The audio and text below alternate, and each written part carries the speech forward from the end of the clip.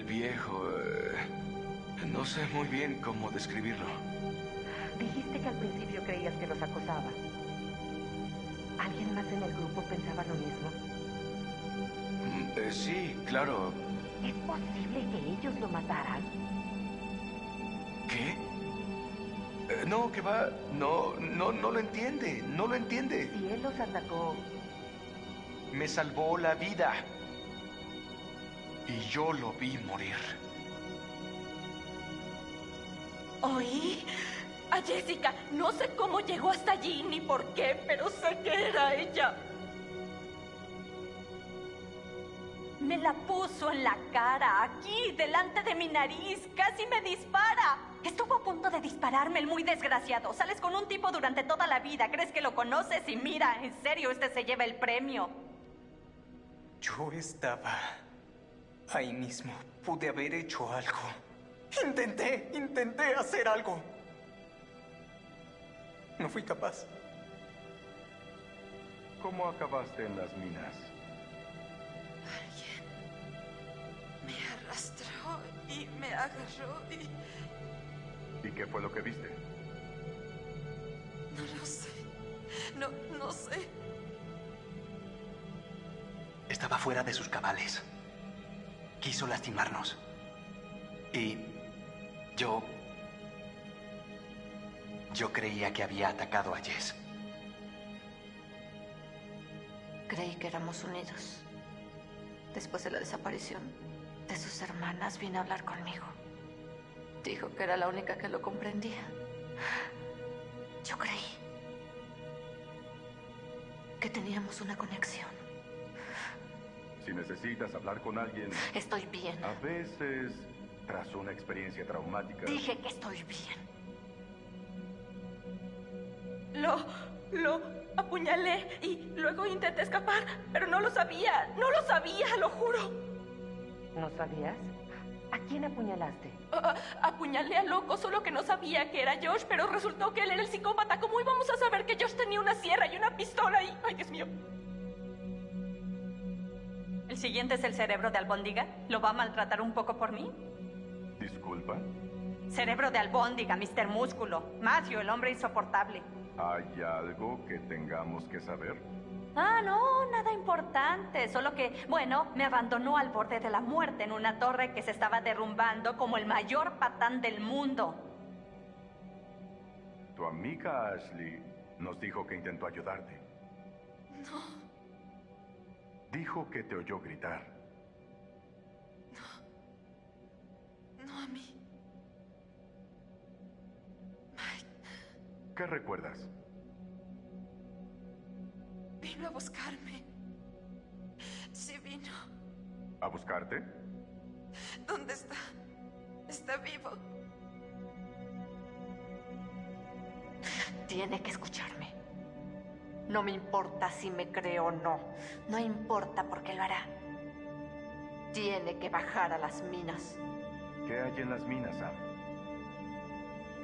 Vi lo que hay ahí y pagaría por olvidarlo.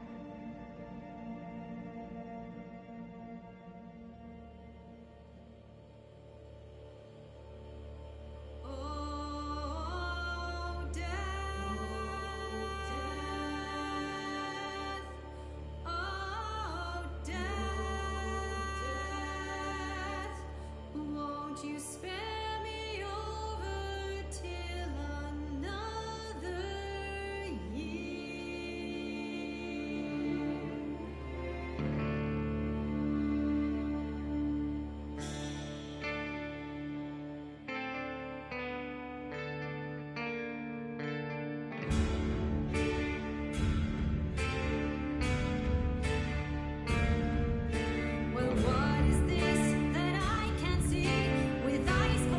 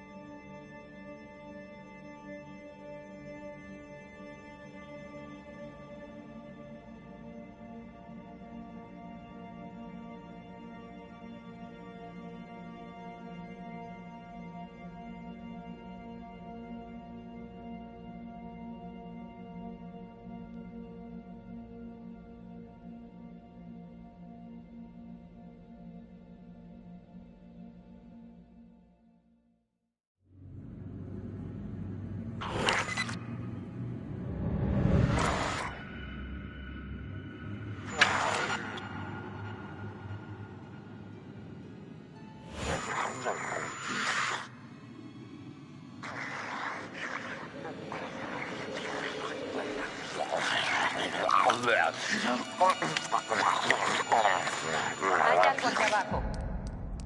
Detectamos a un sobreviviente. Un sobreviviente, repito. ¿Es eso? ¡Ah, mierda!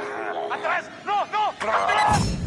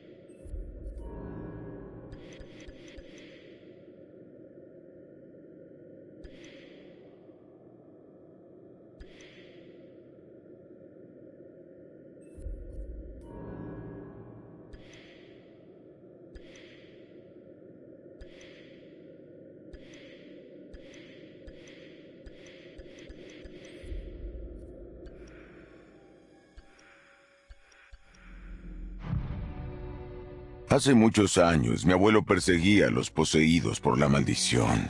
Pero hubo uno que se le escapó.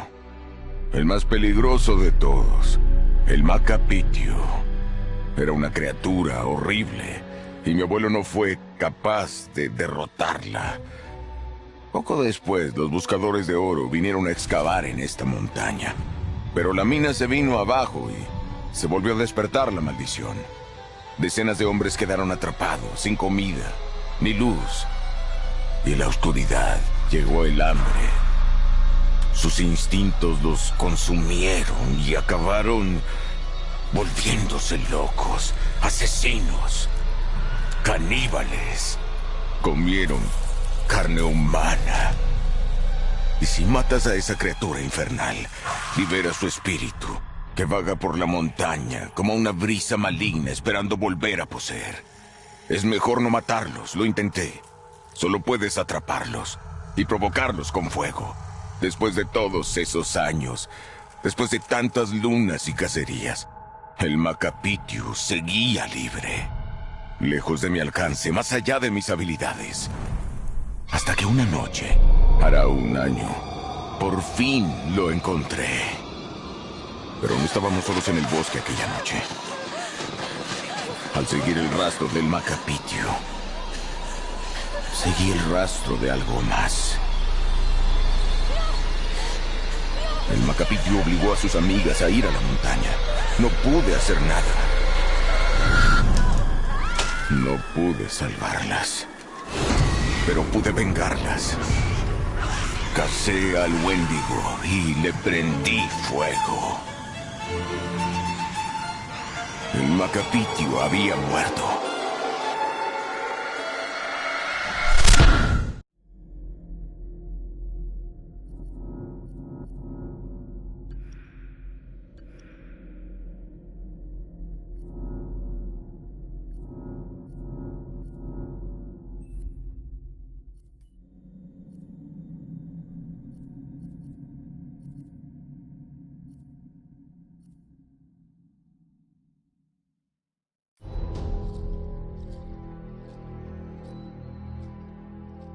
Just move over there. Go on, move. Let me say what I came to say. I'm here to tell you what you're up against being back on this mountain. You should never have returned. I don't know why you did after what happened last year. You mean with Hannah and Beth? Yeah, how could you know without being involved? I don't take kindly to you kids coming up here to my mountain. Your mountain. The mountain don't belong to me, it's true. But it don't belong to the Washingtons. This mountain belongs to the Wendigo. Hi, this is Lee Robinson, production designer at Supermassive Games. Understanding the ancient myths of the Wendigo was key for their development that helped the visual look. Through sketches and concepts, these elements were visualized, such as eyes being milky, almost dead, with loss of lips and eyelids due to frostbite, fangs growing and arms and legs getting longer, with skin hardening and thickening to look snarling and menacing, yet withered and lean. What the hell was that? Another fucking piece of... Fingers and toenails extending like claws, allowing them to climb effortlessly. We made them look gaunt and weathered, and having ragged remains of clothes they wore. Blood-stained and rotten, with patches of hair still remaining, they retained strong skeletal limbs, which enable them to be agile and quick through the environment. Where are you? My name is Jamie Gallipo, animation director at Supermassive.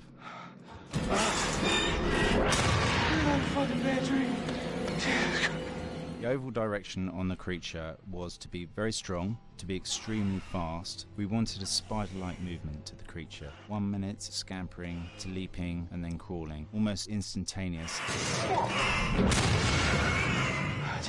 And finally, we wanted the creature to have this real, uncontrollable thirst for flesh.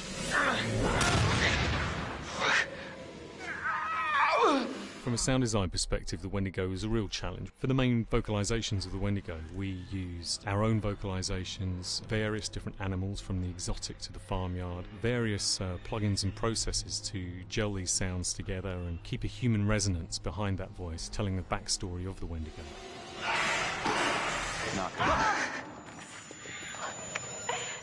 During the chase sequences, the anger of the Wendigo is felt by encircling breaths, screams and screeches that essentially chase you as you're being chased by the Wendigo.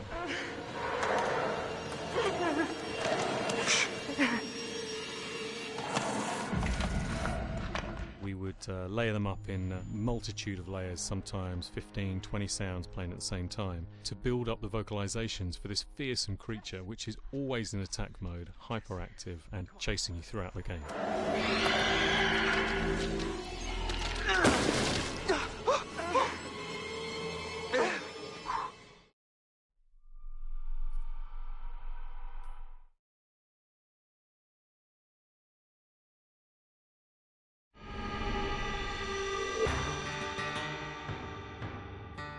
America's North Woods border region. Within this land of 10,000 lakes and miles of dense timber, a hideous creature is believed to lurk. The North Woods is probably one of the last frontiers in America. There's still a lot of places in this area that hasn't been set foot by man. Monsters and mysteries exist here because it is remote. Up in the North Woods, winters are long. In times of biting cold and isolation, a devouring monster is believed to come forth. It's terrorized native people for generations. Growing up, I was told, like, don't go outside, the Wendigo will get you.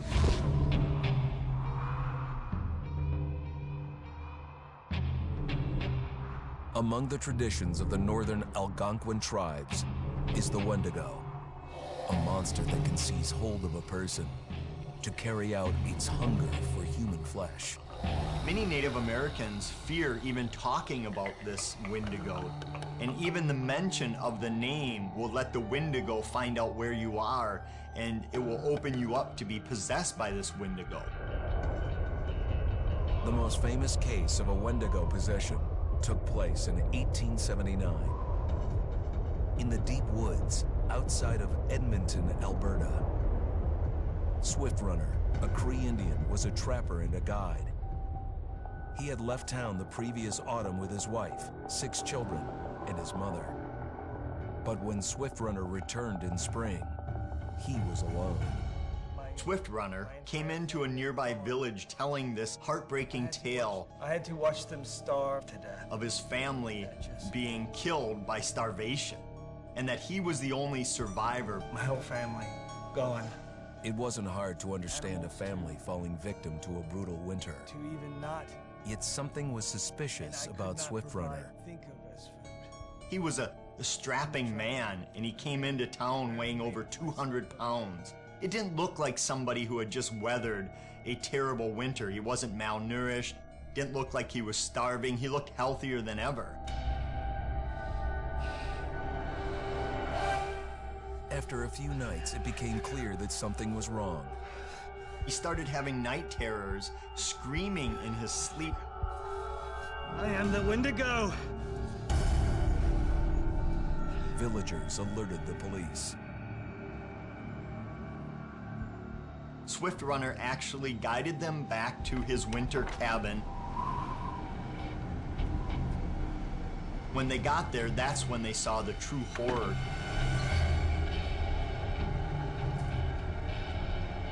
Human skulls were scattered around, many bones, some of which had been snapped in half, and the marrow inside had been drained. They had never seen anything like it. Swift Runner had killed his entire family, shooting them, hitting them with an axe, strangling, and then eating most of their bodies.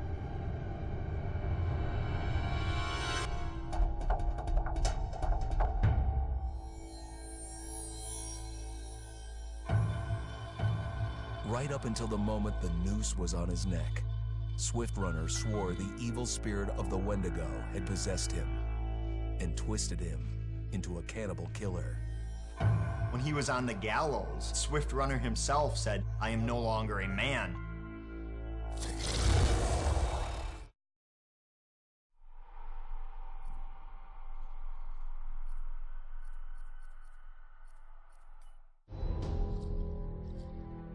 Hi, this is Lee Robinson, production designer on Until Dawn.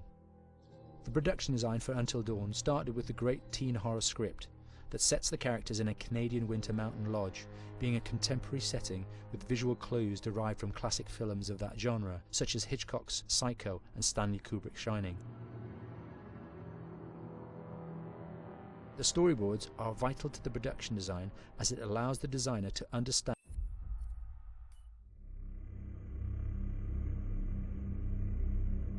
Until Dawn is a game that's full of horror, and one of the things we decided to do early on was to take a scientific approach to how scary it was.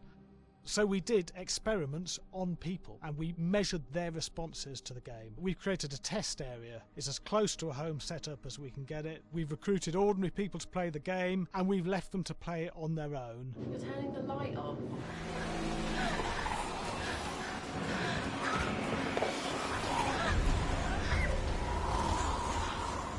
The only difference is it's rigged with cameras and microphones that relay the data through to the next room where people are watching them play.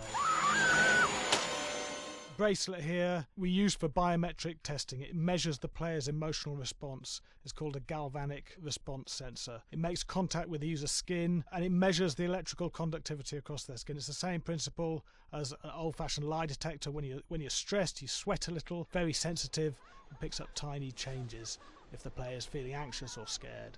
That data's fed back to a testing team, comes through as a graph.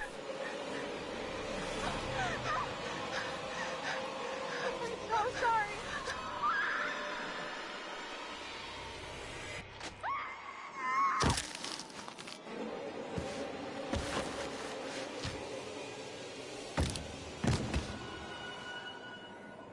There's no point testing one or two people, you have to test a lot of people. Watch your step.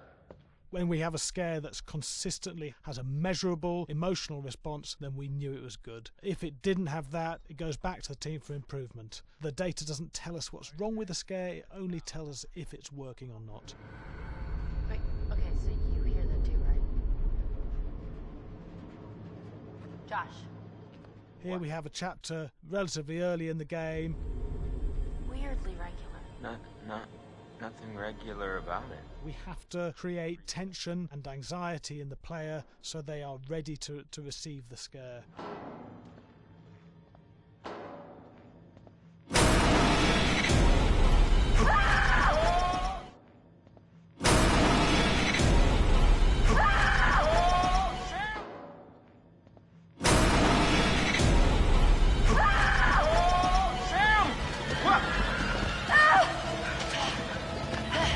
Give the player time to recover, to cool down, to calm down, and then start building the tension again before we do the next scare. Hey. What? Hey. What the hell? Ooh, you just got mucked.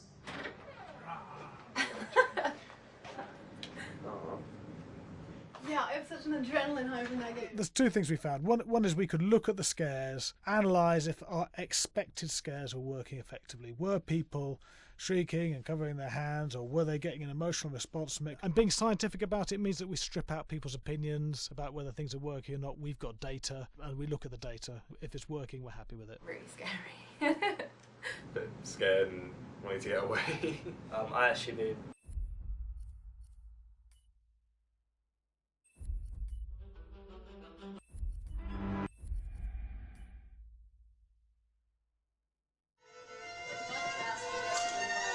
Yeah, fast and violent.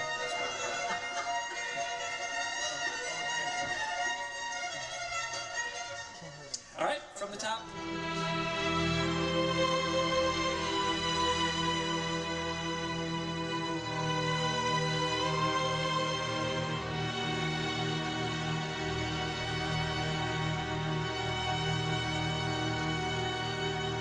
My name is Jason Graves, and I'm the composer for Until Dawn.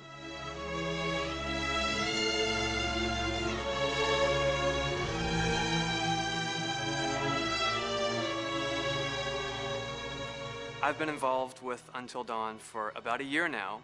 Originally, I was contacted by Barney Pratt, the audio director. I think that had something to do with my lineage of horror games, and hopefully not the fact that my last name is Graves, although a lot of people seem to associate my name with scary music.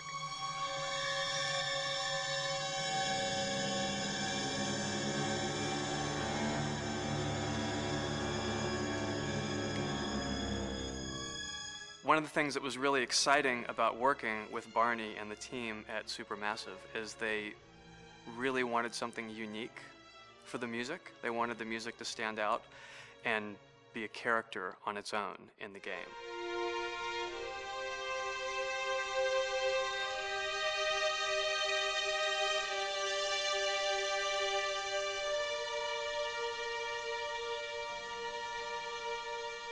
When I'm first starting on a new score, and it doesn't matter if it's film, television, or games, I always end up going to the main theme. Sometimes the developer or producer isn't even necessarily interested in the main theme at the beginning. I just want to do it for myself, because for me, the main theme is the identity of the game. It establishes the mood, the atmosphere, and the character of the music, and how it's going to be playing in the background. And that's what we did with Until Dawn. That was actually my demo pitch to Supermassive Games. I put a main theme together, recorded all the instruments at my studio, and sent it to them. And they liked it. We actually ended up recording that exact theme, all the instruments and everything, live here at Ocean Way, probably 9 months ago. And that's what we've been using in all the demos for the game, and that's the final version of the theme that is the main theme that you'll hear on the menus and in some key pieces of gameplay.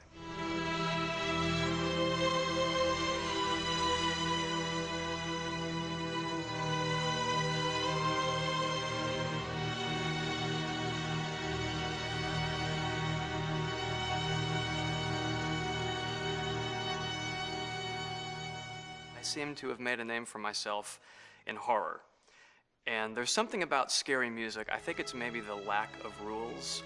The biggest rule in scary music is there are no rules, so you can do anything you want, and actually, if you end up doing things that don't feel like they would work out together, they kind of clash, and it ends up being even more effective for scary music.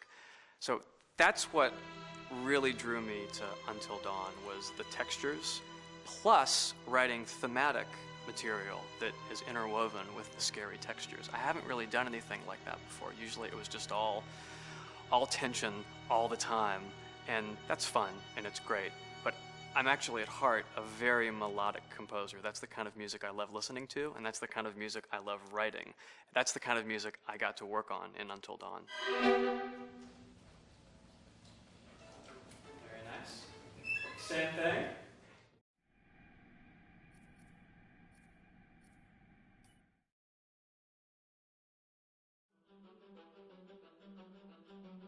I am Hayden Panettiere, and we are here at the studio recording Until Dawn.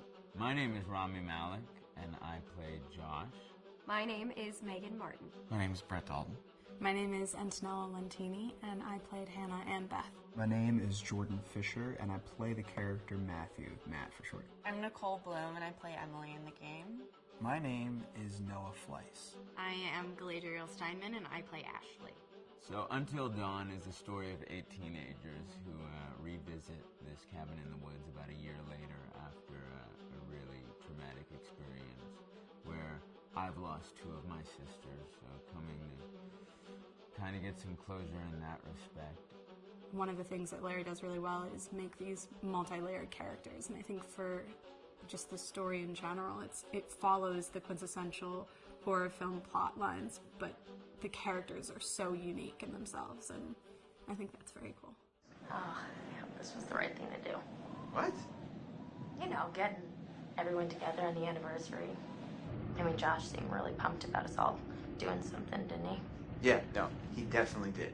I haven't seen him so excited about something in forever. Good, good.